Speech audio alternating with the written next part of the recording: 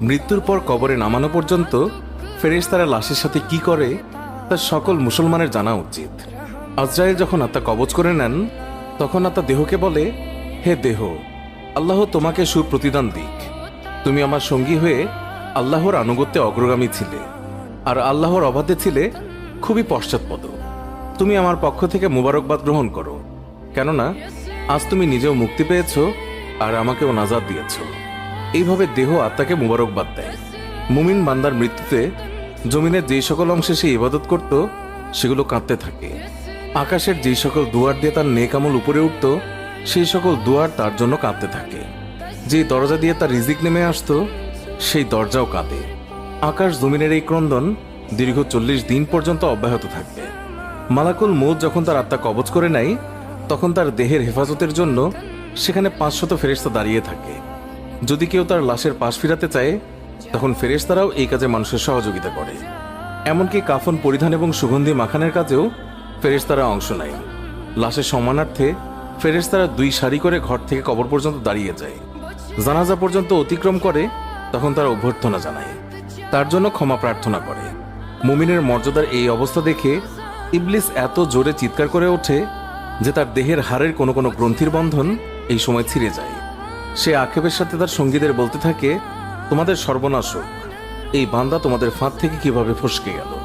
ইবলিসের সঙ্গীরা বলে, এ নিষ্পাপ ছিল, তাই আমাদের ফাঁদে আটকায়নি। মালাকুল মউত যখন তার আত্মাকে নিয়ে আকাশে আরোহণ করে তখন হযরত জিবরাইল আলাইহিস সালাম 70,000 ফেরেশতা নিয়ে তাকে অভ্যর্থনা জানায়। আর সকল ফেরেশতারা তার কাছে আল্লাহ তাআলার সন্তুষ্টির সুসংবাদ জানাতে থাকে। মালাকুল মউত যখন আত্মাটিকে নিয়ে আরশের নিকট পৌঁছেন তখন সে আল্লাহ তাআলার কাছে সিজদায় পতিত হয়ে যায়। আর সেই সময় আল্লাহ তাআলা ইরশাদ করেন, হে মালাকুল মউত, তুমি আমার বান্দাকে নিয়ে জান্নাতের বাগানে রেখে এসো। তারপর তাকে কবরে নামার পর নামাজ তার ডান দিকে এবং রোজা তার বাম দিকে এসে দাঁড়িয়ে যায়। আল্লাহর রিজিক এবং কোরআন তিলাওয়াত এসে দাঁড়িয়ে যায় তার সিথানের দিকে। পায়ের দিকে দাঁড়িয়ে যায় জামাতের সাথে নামাজ পড়ার জন্য মসজিদের দিকে গমন। আর তার ধৈর্য কবরের এক কোনায় অবস্থান নেয়।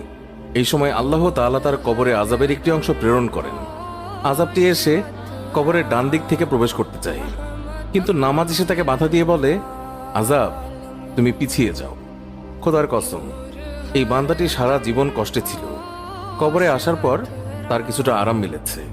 রাসূলুল্লাহ সাল্লাল্লাহু আলাইহি ওয়াসাল্লাম বলেছেন, আযাব যখন ডান দিক থেকে সরে গিয়ে বাম দিকে যায়, ডান দিকে রোজা নামাজের মতো আযাবকে জবাব দিয়ে প্রতিহত করে। আযাব এবার মাথার দিক থেকে আসতে চেষ্টা করলেও একই রকম জবাব আসে। মোট কথা, আযাব যে দিক থেকেই আসতে চায় সেই দিক থেকেই তার জন্য প্রতিবন্ধকতার সৃষ্টি হয়। অবশেষে আযাব যখন দেখে আল্লাহ তাআলার এই নেক বান্দার আমল সব দিক থেকেই তার জন্য প্রতিবন্ধকতার দেয়াল সৃষ্টি করে রেখেছে তখন সে ফিরে যায়।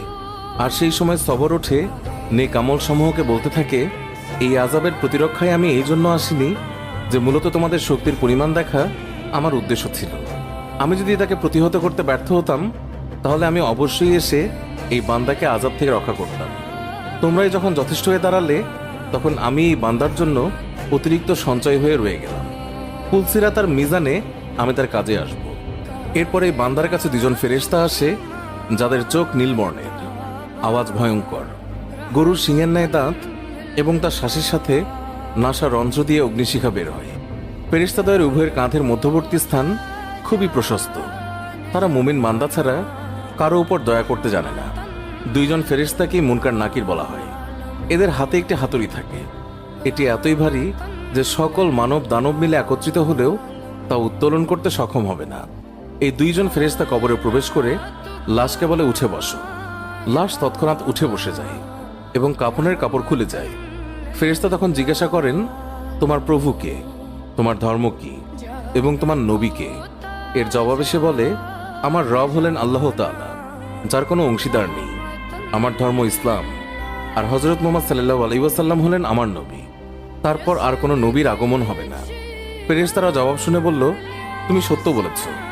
অতঃপর কবরকে চারদিক থেকে প্রশস্ত করে বলেন, তুমি উপরের দিকে একটু তাকিয়ে দেখো। সে উপরে তাকায়, তখন আকাশে শেষ সীমানা পর্যন্ত তার চোখের সামনে ভেসে ওঠে। ফেরেশতারা বলেন, হে আল্লাহর বন্ধু, এটা তোমার আবাসস্থলের ঠিকানা। আল্লাহর আনুগত্যের বিনিময়ে তুমি এটা পেয়েছ। বর্ণনার এই পর্যায়ে এসে রাসূলুল্লাহ সাল্লাল্লাহু আলাইহি ওয়াসাল্লাম বলেন, এই সত্তার কসম, যার মুঠোয় আমার প্রাণ। মুমিন বান্দার তখন এতই আনন্দ অনুভূত হয় যা কখনো শেষ হবার নয়। অতঃপর ওই বান্দাকে আবার নির্দেশ দিয়ে বলা হয় যে তুমি নিচের দিকে দেখো। নিচের দিকে যখন সে তাকায় তখন সে দোজকের শেষ সীমানা পর্যন্ত তার দৃষ্টির গোচরে চলে আসে।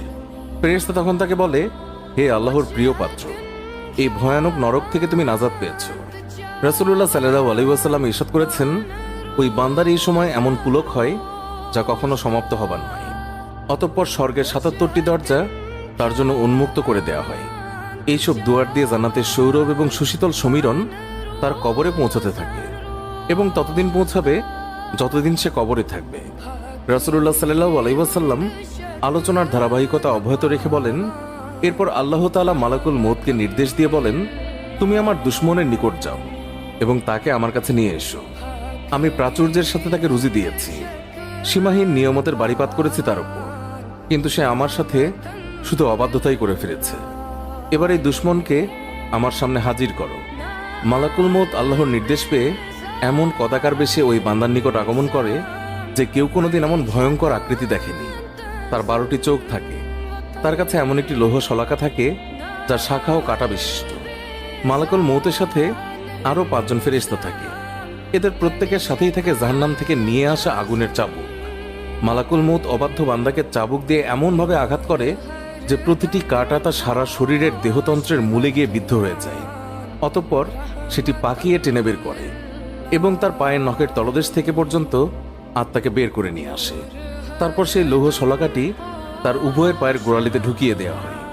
তখন আল্লাহর এই দুশমনের এতই কষ্ট হয় যে বেদনায় সে কাতরাতে থাকে। এমন সময় বাকি ফেরেশতারা তাদের হাতের চাবুক দিয়ে তার মুখমণ্ডল এবং পশ্চাৎ দেশে অনবরত প্রহার করতে থাকে। এই সময় তার আত্মাকে টেনে সারা দেহ থেকে গোড়ালিতে নিয়ে আসা হয়। শাস্তির এই পর্যায়ে শলাকাটি তার হাঁটুতে ফোটানো হয়। তখন সে বেদনায় ছটফট করতে থাকে।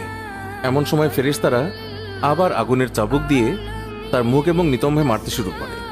হাঁটু থেকে শলাকাটি বের করে ঢুকানো হয় তার নিতম্ব দেশে।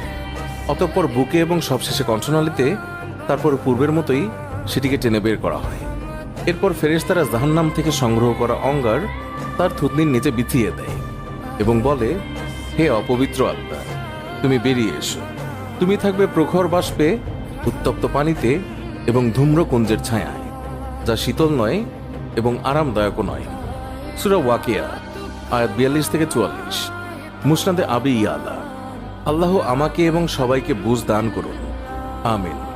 পোস্টটি ভালো লাগলে বন্ধুদের সাথে অবশ্যই শেয়ার করতে ভুলবেন না। ধন্যবাদ সবাইকে।